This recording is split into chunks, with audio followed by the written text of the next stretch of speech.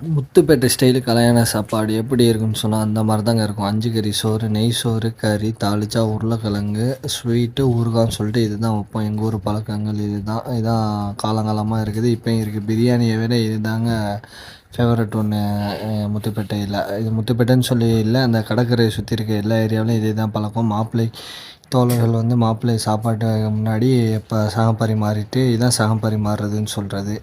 சகம் பரிமாறிட்டு அப்புறம் சாப்பிடுவோம். சகம் பரிமாறுறப்பயே அந்த ஸ்வீட்டு சாப்பிடுவானோ, எல்லா கறியும் எல்லாம் எடுத்து சாப்பிட்ருவானோ போயிடுவோம். அந்தளவுக்கு வந்து ஃபன்னாக இருக்கும், ஜாலியாக இருக்கும் அந்த டைமு. நல்லாயிருக்கும். எல்லோரும் நின்று பரிமாறிட்டு அவங்க குடும்பமும் அப்புறம் பயலும் எல்லாருமே நிற்போம்.